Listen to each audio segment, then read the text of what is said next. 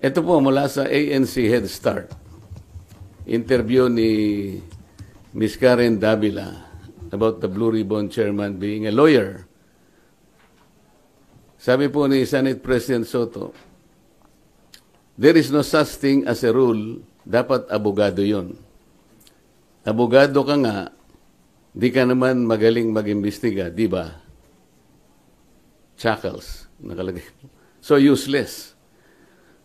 Unang-una po ako, wala akong in-insinuate na dapat ang chairman ay abogado. Ito lang ang in-insinuate noong isang babaeng hanggang ngayon hindi makamove on kung bakit ako nanalong senador. Alam na po ninyo yun. Pinipilit po ba nila sinabi ko ito? Hindi ko po sinabi ito. Pero sila nga po ang may pasaring rito eh. Abogado ka nga, hindi ka naman magaling mag-imbestiga, di ba? Saan po nila nakuha yun? Sino po ba yung magaling? Bakit tayo magkukumpara?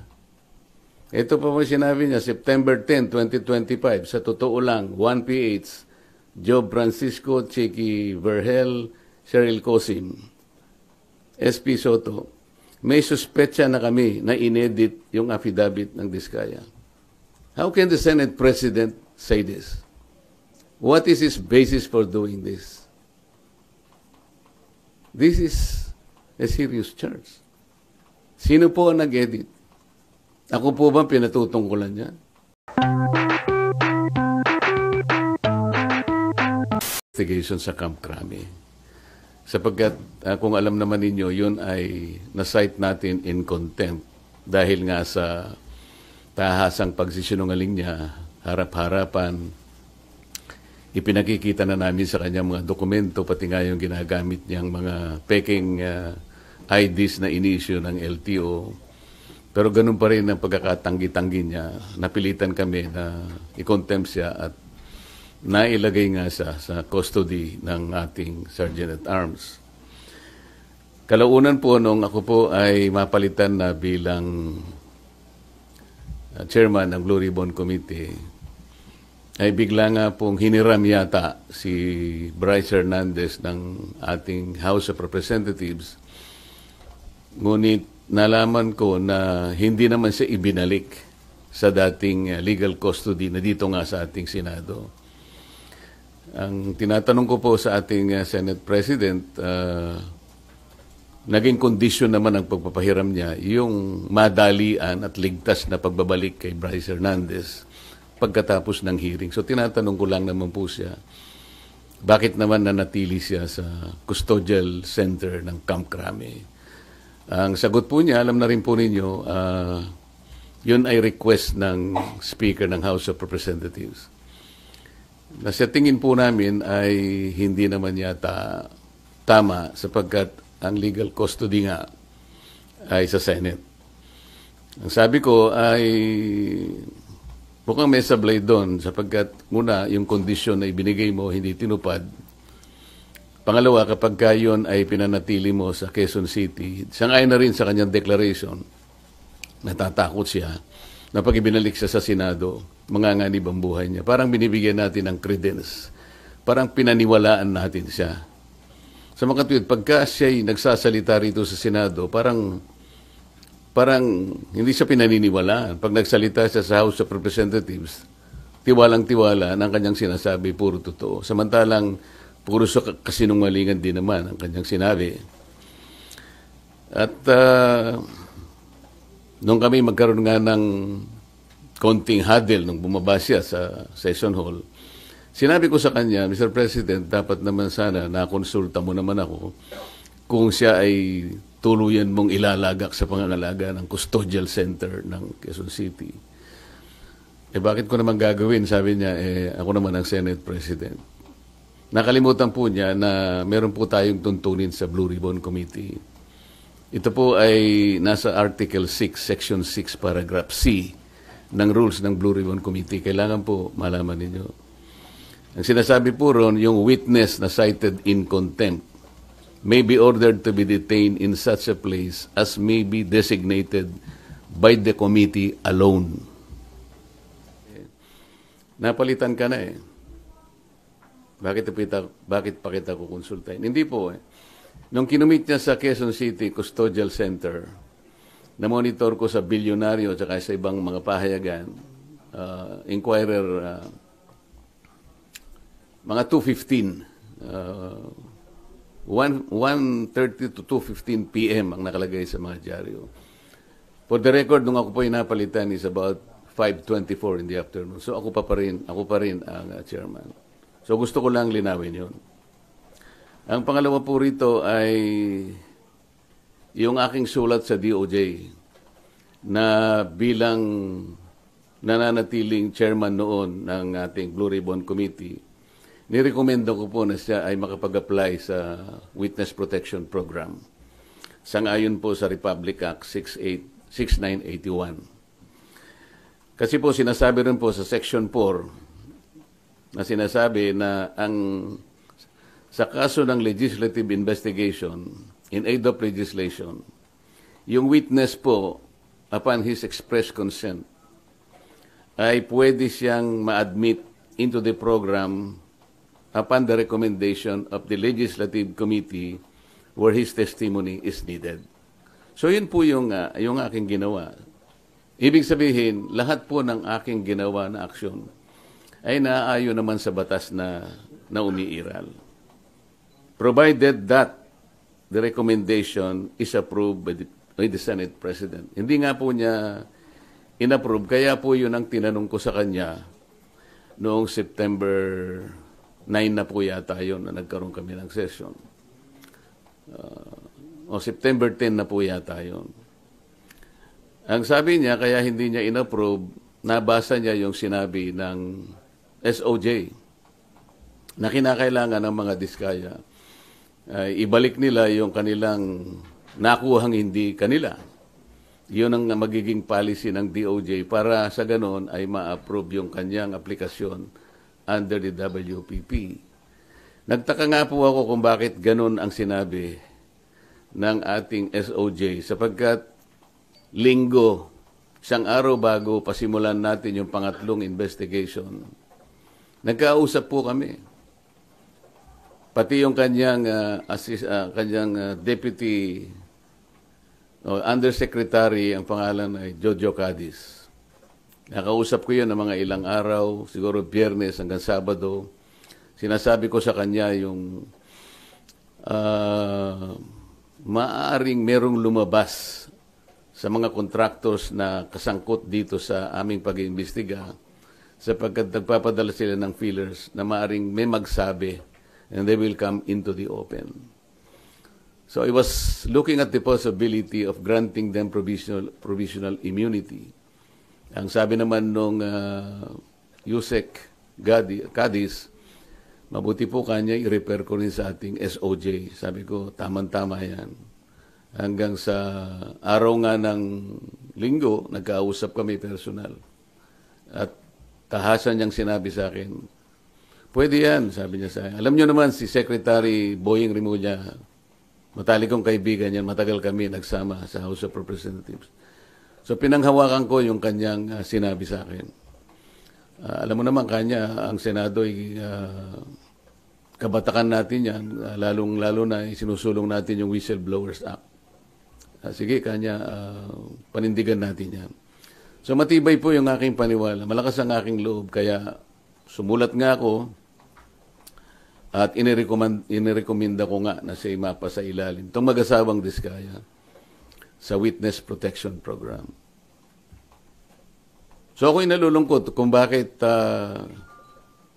ginawa yon. Nagpahayag ng gano'n ang ating Secretary of the Department of Justice. At yun naman ang ginawang basihan ng ating Senate President na hindi nga niya pwedeng pirmahan yung aking sulat.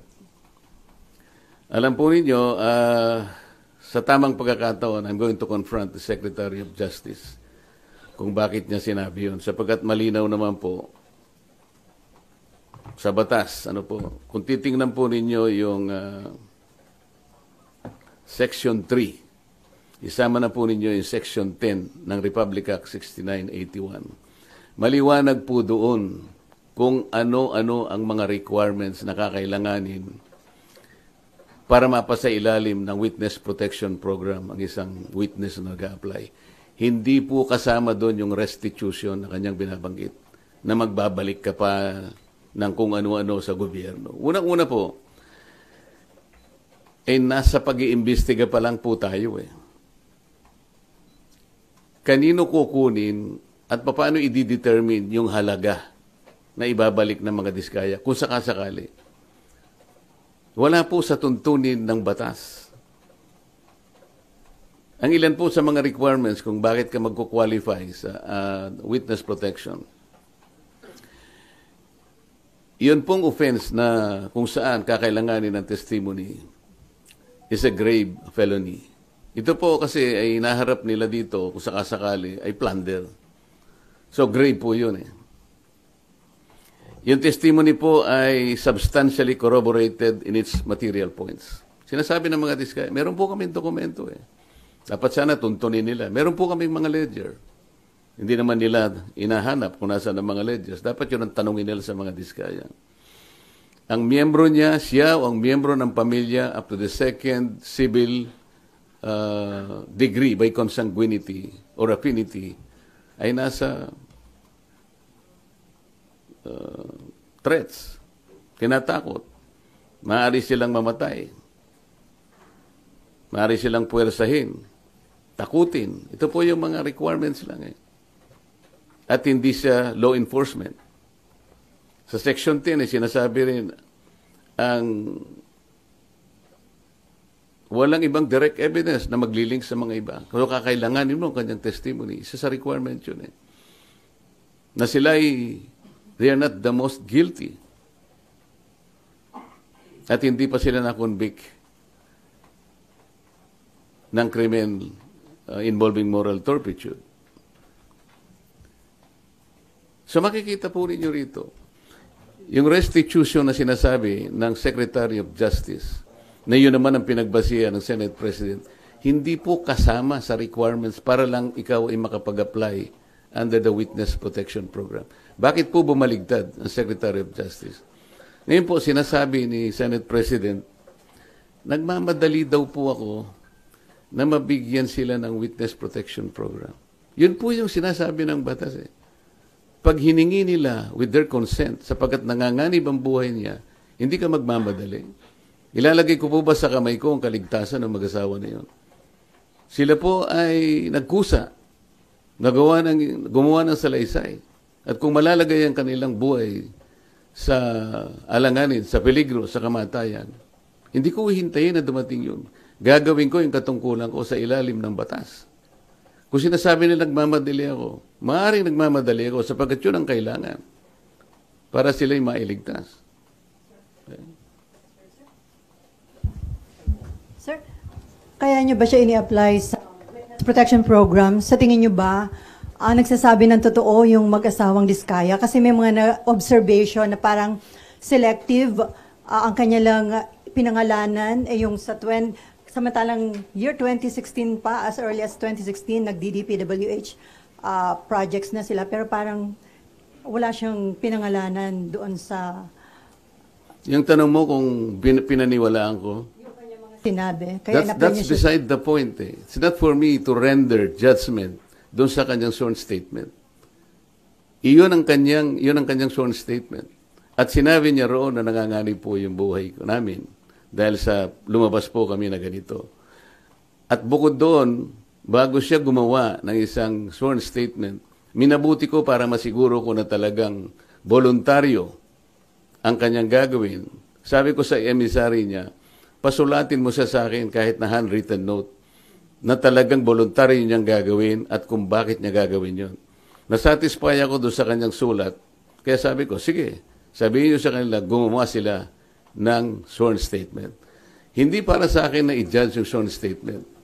Ito will form part of the proceedings na pagdating ng araw, ito ay gagamitin po ng korte. Mahaba pong proseso ito eh. The Senate President already rendered judgment doon sa sworn statement. Dapat hindi po gano'n eh.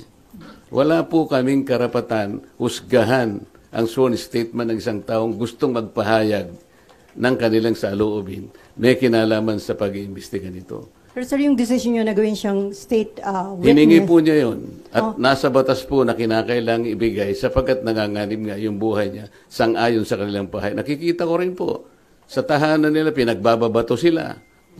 Ano po ang gagawin ng isang chairman ng Blue Ribbon Committee? Sir, nakonsulta daw po ba yung mga miyembro ng Blue Ribbon o yun ay sariling decision nyo, sir?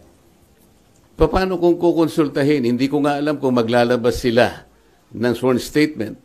Nung ibigay nila sa akin yon, gabi ng linggo, nung makuha ko yung in a sealed envelope. Wala na akong pagkakataon na bigyan ko ng kopya ang aking mga kasama. So dahil magsisimula ng alas 9, doon ko inihayag yung sworn statement.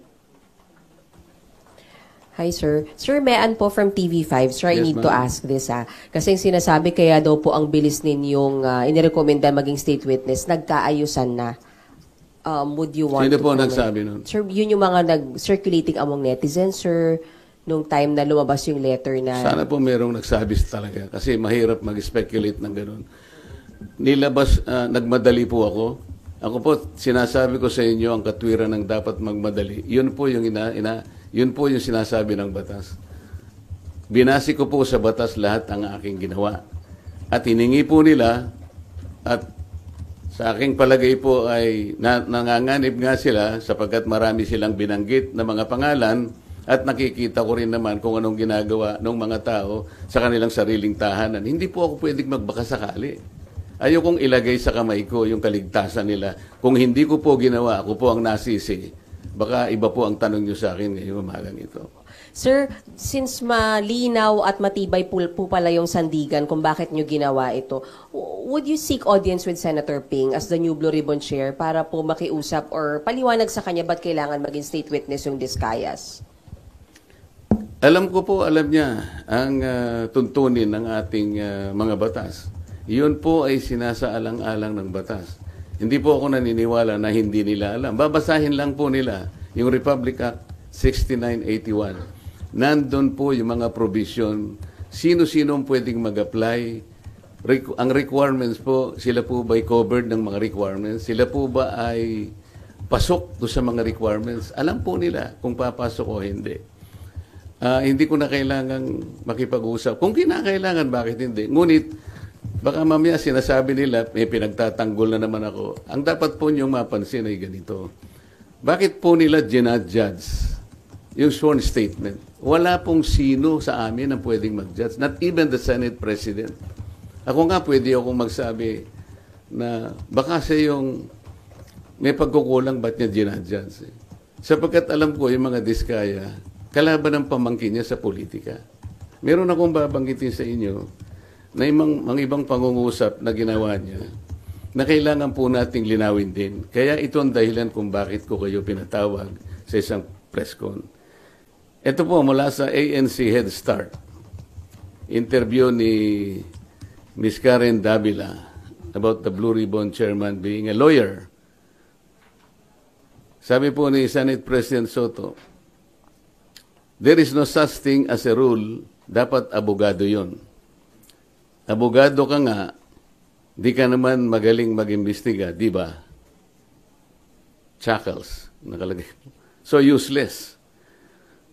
Unang-una po ako, wala akong in-insinuate na dapat ang chairman ay abogado. Ito lang ang in-insinuate noong isang babaeng hanggang ngayon hindi makamove on kung bakit ako nanalong senador. Alam na po ninyo yun. Pinipilit po ba nila sinabi ko ito? Hindi ko po sinabi ito.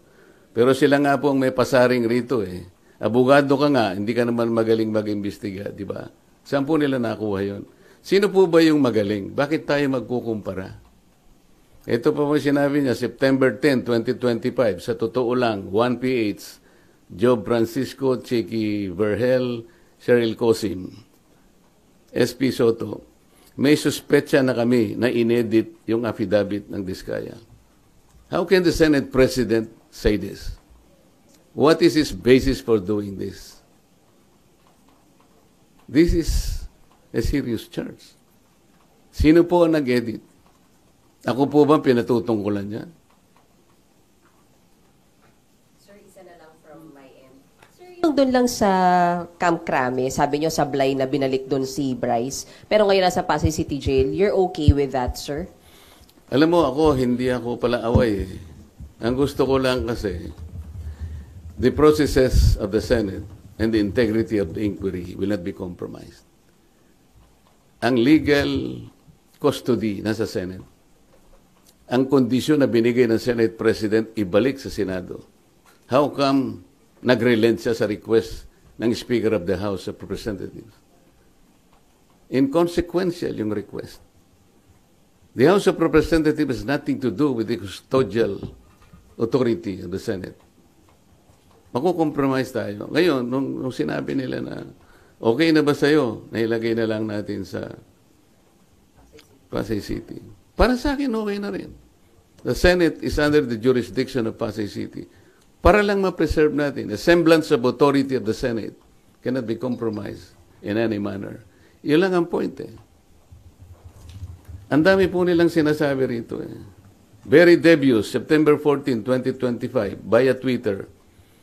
Wala pang hearing ang Blue Ribbon ni Ping Lacson. Gustang ilan mapalitan agad. Sino po yung nagsasabi?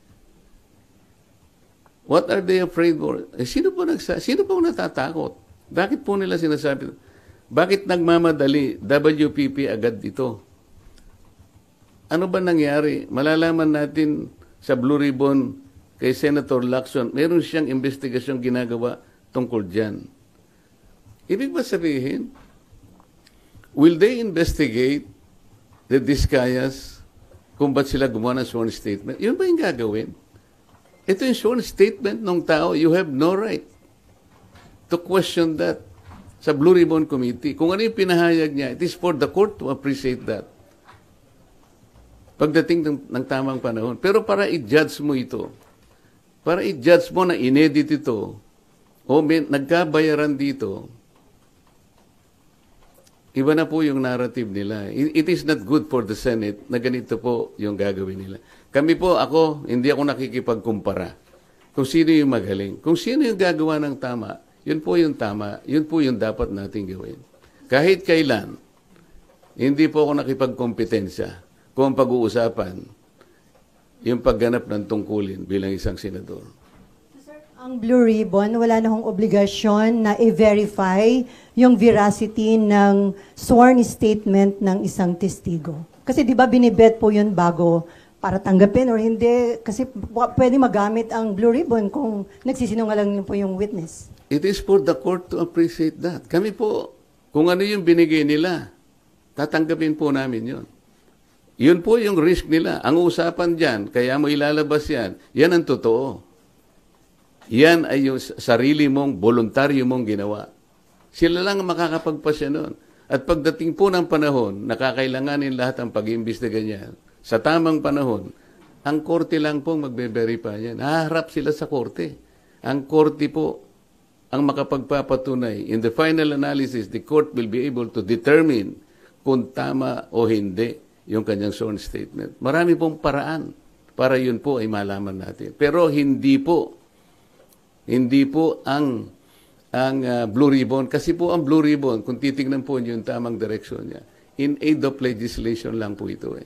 Pagdating ng araw, yan pong mga prosecutorial actions na yan, sa korte na po lahat pupunta yan. Kung makukumpleto po yung committee report, lahat po yan papunta na po sa prosecution at finally to the courts of law. Pero sir, kahit in aid of legislation, hindi ba may obligation kayo na alamin yung kung totoo lang, kumbaga yung mga sinasabi ng mga witness, di ba? Paano po namin, paano ko alamin, sasabihin ko sa kanya, mali itong ginawa mo. Kami nga ang naging carry sa kanila para lang tulungan ng Estado, para tulungan ng gobyerno. Kung ano po yung nalalaman ninyo, kasi hindi namin lahat magagawa ito. Kaya nga mayroong witness protection program. Sa akala nyo ba, mayroong magsasabi kung sinong mga senador at sinong mga congressmen ang sangkot dito kung wala kang gagamitin under the witness protection program? Sir, So sir, paano yung in aid of legislation kung makakuha kayo ng informasyon na mali naman pala? Ang in aid of legislation po, ang tinitingnan namin, yung sum total po ng pagsasabi nila at pagdedeklara nila before the committee. Halimbawa po ngayon, para ipakita ko lang sa inyo, ano na po ang naisip naming legislative measures. Sa 3 hearings po na nagawa ng Blue Ribbon Committee, halos 14 na po na legislative measures ang aming naiisip na i-propose. Unang-una, amendment to the Procurement Law, Republic Act 9184 as amended by Republic Act 12009. Ano po ang gagawin doon? Yung transparency and monitoring po, lahat ng mga magre-require ng digital geotagging, drone monitoring at satellite validation, kailangan na meron na po yan. May accountability and sanctions. Merong risk management na amendment po nitong ating procurement law. Number 2, amendment of the anti-graft law. Ito po ay mag-i-include ang additional penalty, perpetual blacklisting in case of corporations or entities involved in corrupt practices or plunder. Number 3, amendment to the contractor's licensing law. Ito ng PICAB. Isasama dyan ang divestment requirement, conflict of interest, provisions, and penalties. Ito po, yan. Number 4, amendment to the witness protection law. Dito pa lang po kailangan may amendment na po Number 5, amendment to the AMLA. Nakikita po ninyo pati yung ating mga casino ginagamit na laundry areas na po yan. So mandatory na pre-award vetting ng contractors, subcontractors for government infrastructure projects exceeding 50 million. At marami pa po ito. Amendment to the Securities Regulation Code, RA 8799. Marami pong dapat na ayusin dyan. Katulad po ng mga yung Securities and Exchange Commission will require sworn ultimate beneficial owner in declaration to set up beneficial ownership verification and blah, blah, blah. Pati yung PhilJeps, allowing SEC to coordinate with DPWH and PICAB. Number 7, ito po yung False Claim Act. Ito po yung writ of quitam na pwedeng gamitin ng isang ordinaryong tao ang kanyang power na siya na mismo ang maghabla. Dahil sa nangyari po na lalong lumaki po yung problema natin sa corruption. Imagine po ninyo, panahon ni Napoles, 10 billion lang ang pinag-uusapan natin. Anong nangyari po? Naging amateur po si Napoles. Ngayon po, 100 billions na po ang kinukulimbat sa ating kabangbayan. Kaya kailangan na po lahat ito. Number 8, Whistleblowers Protection Act. Susuportahan po natin ito. Number 9, Heavy Equipment Registration and Leasing Act. Number 10, kailangan meron po tayong Flooding Integrated Master Plan Act. Number 11, i-amend po natin ang Ombudsman Act kasi wala siyang masyadong ngipin. Halimbawa, i-amend natin ang Section 15 to include recovery or consideration made to any government official or employee regardless of the nature of their position, whether appointed or elected. Ito po yung isa pang maganda. Amend Section 21 that despite exception to the disciplinary authority of the Ombudsman, a recommendation for immediate action shall be made by the Ombudsman to the appropriate Ethics Committee in cases involving members of Congress upon establishment of the sufficiency of the complaint. Kasi sa present law ng Ombudsman, hindi po kasali ang members ng Congress. Number 12, amendments to the Government Auditing Code. Yung COA, dapat, wala pong ngipin ng COA Kung titignan nyo, Presidential Decree 1445, ang sinasabi dyan, kailangan preventive ang audit. Paano kayo makakapag-prevent po ng pagnanakaw sa mga ating mga projects at sa lahat ng gawain? Kung post-audit lahat. Na nakulimbat na yung pera. Pagkatapos mag-audit siya, post-audit, sasabihin niya, notice of disallowance.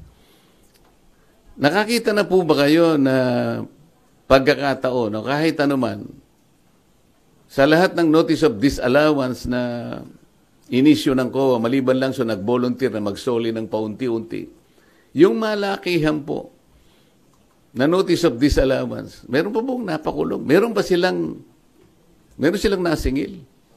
Meron po ako na-monitor, 100 billion sa SBMA. Naging final and executory, umabot ng Korte Suprema. Final and executory. Hindi pa po nakolekta ng COA hanggang ngayon. Walang kang ngipin-ngipin. Ito po yung gusto naming gawin lahat. After 3 investigations, pati Civil Service Commission po, kailangan po nating i-amend na yung sinasabi na 6713, yung Code of Conduct and Ethical Standards of Public Officials. Halimbawa po yung Section 8. Lagyan natin ng provision that the public has the right to know the assets, liabilities, net worth, and financial and business interests of any public official or employee, including those of their spouses or unmarried children under 18. Ito pa po importante dyan. However, public access of these SALN documents remain limited. Sa ngayon, kaya pinopropose natin that the SALN of members of Congress be made available to the public through the official website of the Senate and the House of Representatives. Para sa ganun, makuha nyo na kagad, hindi susulat ka pa. Kung ayaw niya, hindi mo rin makukuha. Very, very limited ang access po ninyo. Pang-14, i-abolish po natin yung River Basin Control Office. Ito po ay parkingan po ng mga pinopload na mga opisyales na wala namang ginagawa. Isip-isipin po ninyo, 2006 nagawa itong opisinang ito under the DNR. Siya ang dapat mag-integrate ng ating 18 existing river basins in this country. Wala silang nagawa kahit isa. Puro pangwawaldas lang ng sweldo. Nagsusweldo na walang ginagawa. Ito po yung gusto namin gawin. After 3 hearings, 14 na po ang measures na naiisip namin na dapat nating isulong para sa ganun itong mga nangyayaring ito. Kahit papano, ma-address na po nating lahat. May sinasabi po si Senator Ping na imbes na WPP, why don't we consider legislative immunity daw po muna para pwede pa rin mag-tell all the Discayas and other witnesses pero hindi magagamit to laban sa kanila. Sayang naman yung batas, di ba? Ba't natin ginawa yung batas kung hindi natin? Okay lang yung sinasabi niya, pero ito batas na ito eh. Wala namang kasiguruhan yung legislative custody. Samantalang ito batas na umiiral, ba't hindi natin paganahin?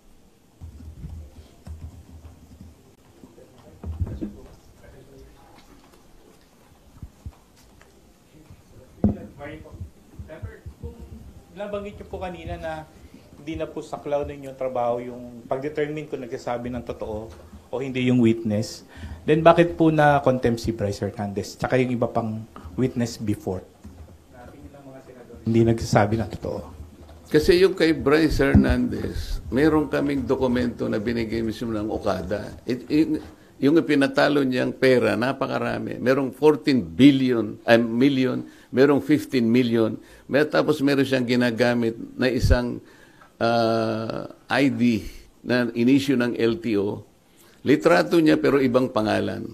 So, sinasabi namin, hindi ba ikaw ito? Ito yung ipinanalo mo, ito yung pinatalo mo eh. Wala po akong alam dyan. Hindi ko po pera yan. Kapag ako po ay naglalaro, ang nagbibigay po ng pera yung boss ko, yung Alcantara. Ito yung pambabastos na sa harap namin. Nandito na yung katwiran eh. Yung kay Diskaya, lumabas siyang mag-isa. Hindi ko anticipated kung ano yung nilalaman ng kanyang ano eh. I have no right to judge. Sabi ko nga sa inyo, pag natapos na lahat ng investigasyon, isa yun, maring iba pa ang lilitaw. Sa korte na po, gagamitin po lahat yun. And the court is the proper place para i-determine po yung veracity or otherwise nung kanyang paglalahad. Sen, so what do you make of the allegation of Bryce Hernandez na may mga senador na tumanggap din po ng kickback from the flood control projects? Ang pagkakaiba kasi, ayokong i-judge din yun. Ang sasabihin ko lang sa inyo, nung lumabas yung mag-asawang Diskaya, it was in response doon sa aking ipinload nung second hearing na, kayo po, tulungan nyo kami, baka gusto nyo magsabi na ng totoo, ang may papangako namin sa inyo, merong tayong batas na maaaring mag-cover sa inyo. You take advantage of this. Isipin po ninyo, kako, sapagkat maaaring maharap kayo sa plunder kung sakasakaling dumating ang panahon, ito po yung may latag lahat sa korte. Baka po ako maging maganda para sa inyo. Walang madali. Pare-parehong mahirap to. Ngunit makakapamili kayo, maaaring makaiwas kayo sa criminal prosecution, maaaring ang gawin na lang ng gobyerno ay civil liability na lang. So, in response to that, parang in-explore naming possibility, may lumabas nga. Ito nga yung diskaya. Ang totoo nun, mayroon pa nga gustong magsalita pa, pero ang sabi ko nga sa kanila, mag-unahan kayo. Kasi kung halimbawa, ma-establish na namin na ito'y sapat na, hindi na namin kailangan yung iba, di ba? Kasi isa sa mga requirements ay yung masasubstantiate yung mga in material points, lahat ng mga premises. Kung na-establish na halimbawa sa magitan nito, kalabisan na yung iba pa. Kaya namin pinload yun. Ngayon, yung paglabas ni Diskaya, hindi siya under custody Di ba? So, inaakala namin, voluntary talaga. Tsaka sumulat siya sa akin, talagang voluntaryo. Inamin niyang voluntaryo sa sarili nila na gumawa ng pagsasalaysay. Samantalang si Bryce Hernandez, under sa custody na siya ng Senate. Sa palagay mo, voluntary pa yon? Ako sa akin lang.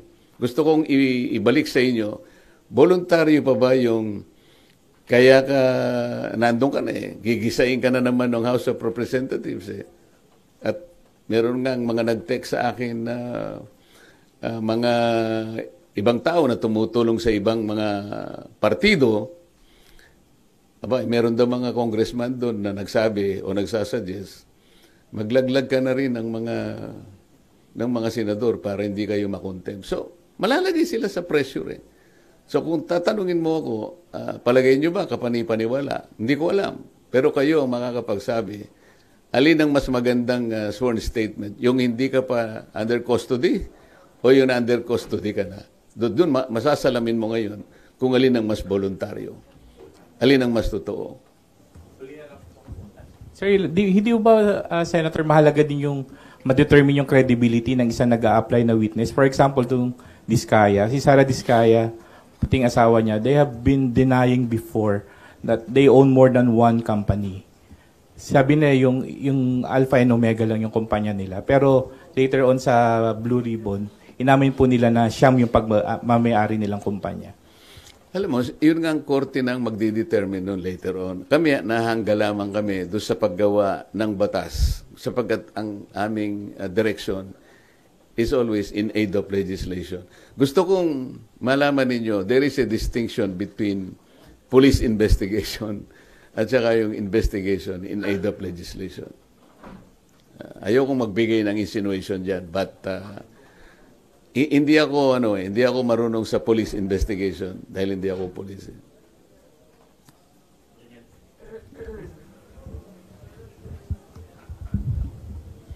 Hi sir, Daniel po from PTV4. Yes. Sir, ano po yung any thoughts lang siguro or nilook forward nyo doon sa tinayo po na Independent Commission for Infrastructure? Ateneo, ano yun? Independent Commission po. Yung ICI? Wala naman akong... baka sakaling makatulong naman yun. Bakit hindi? Ang gusto ko lang sanang makita ninyo, lalo na kayong mga members ng media, kailangan mag-fit sila doon sa tinatawag na Independent Commission. Sino yung magiging opisyal na hihirangin na magko-compose ng Independent Commission? How independent can they be? Yung probity na hinahanap, wala ba silang kulay politika? Sila ba ay magpapahayag na kahit kailan hindi sila tatakbo sa opisinang pampolitika? Para sa ganon, yung gagawin nila ay talagang independent of any of anything para paniwalaan. Kasi yun ang importante, kailangan paniwalaan. Pagkatapos, are they competent na makita ito? Gaano katagal? Kasi ang pinag-uusapan natin, kailangan matigil na kagad ito eh. Kung ang pag-uusapan natin ay yung ilang taon pa atras, baka mamaya makonsume na tayo lahat. Hindi ba dapat merong immediate na gagawin dito? Kaya ngayong sa amin, in aid of legislation, kailangang mailatag kaagad. Yung mga batas na kailangan, ma-address natin kaagad. Lamang, ang problema kapag ka-legislation, medyo matagal nga rin. Pero pagsikapan po natin, nabilisan, mapast-track natin, given the extent and magnitude of the problem ahead of us. Hi, Sen. In relation to his question po, sabi ni Senate Minority Leader Alan Cayetano po, magkakaroon daw po ng meeting ang minority bloc regarding po dyan sa pag-support po sa independent commission. At sabi po ni Senator Alan, susuportahan lang daw po yun kung, wait lang, yung mga tinalagang miyembro ay malaya sa impluensya ng politika at malalaking negosyo. Kayo po, Sen, would you support the creation po ng independent commission for infrastructure po? I will support the creation of that commission. Ang sabi ko nga, yung kailangan siyang maging independent talaga. Kagaya ng ipinahayag ni Minority Leader Alan Cayetano, tama lang talaga na makita talagang independent sila para maging malinaw, katanggap-tanggap yung resulta ng kanilang investigation. Otherwise, malalagay na naman tayo dun sa kalagayan na ipagkikibit balikat lang sapagkat napolitika na naman tayo. Nag-meeting na po ba ang minority bloc o magmi-meeting pa lang po para pag-usapan po yan? Nakita ko sa thread, magmi-meeting pa lang kami. Pupunta ako mamaya.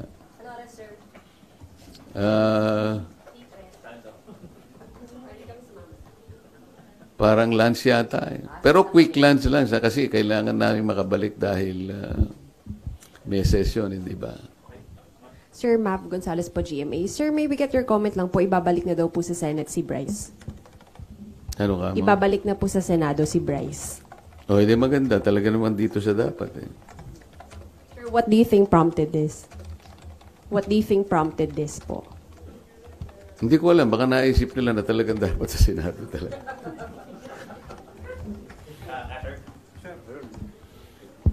Sir, good morning po. Asher Kadapan Jr. from UNTV. Sir, tanong lang, ano po yung recommendation na dapat na maging direction po ng Blue Ribbon Committee investigating the anomalous flood control project? Nakausap niyo na po ba si Senator Ping about it? Ano yung huling tanong mo? Nakausap niyo na po si Senator Lacson about it? Direction po lang. Kailangan ba kaming mag-usap? Kasi sila nga yung nagsasabi na mali daw ang direction ko. Baka sila yung tama yung direction. Tingnan na lang natin, di ba? Hindi ko kasi alam kung bakit sinabi ni SP Soto na tingin namin mali yung direction. Marami raw dissatisfied sa mga kasama namin. Sino kaya yung kasama namin dissatisfied? Baka si House Speaker Romualdez lang dissatisfied doon sa paraan ng aming pag-imbestiga. Sabi ko nga sa inyo, committee investigation is not police investigation. Hindi yung nag-iimbestiga na pagkatapos meron pang separate investigation. Sa aking palagay ay hindi sana nangyari yun. Merong lugar dito, meron sa Arayat, meron sa Nauhan, Mindoro, meron sa ganito. Bakit pa isa-isang ganon? Ano ba yun? Meron ng Blue Ribbon Committee. Ba't kinakailangan magsagawa pa ng individual investigation ng bawat isa sa amin? Meron naman kaming Blue Ribbon. What does that suggest to you?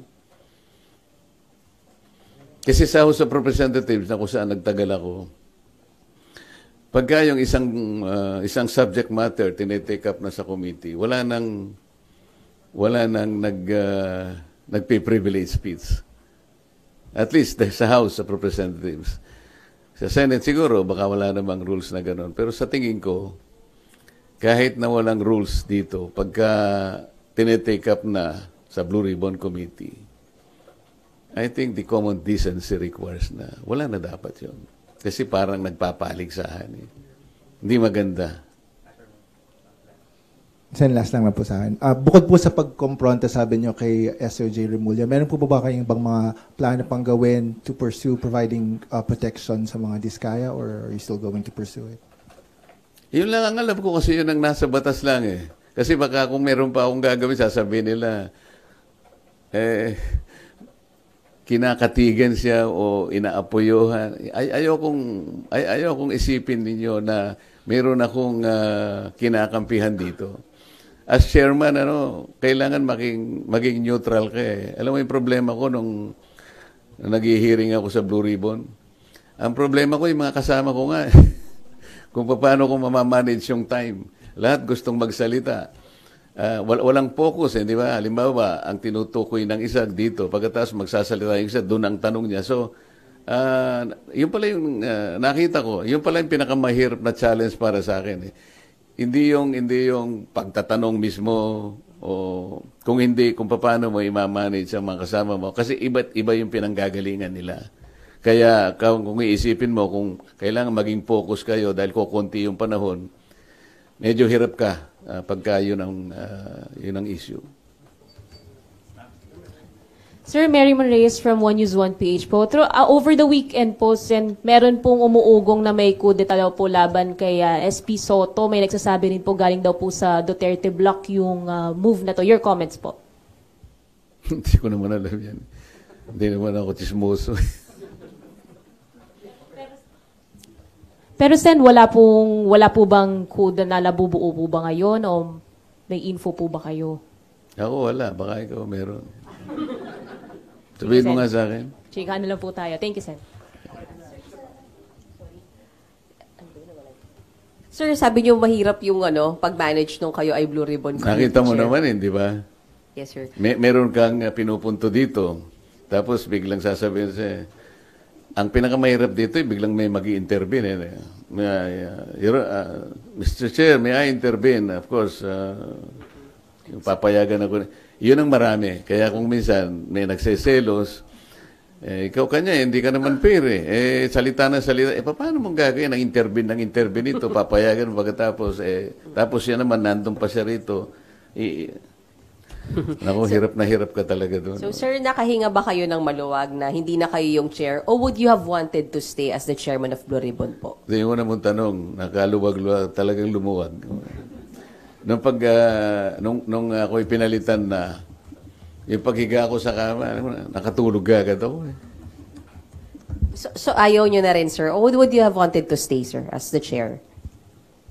Siyempre, kung ako yun, mandato yun ang tungkulin natin. Hindi naman tayo umaatras sa tungkulin. Diba?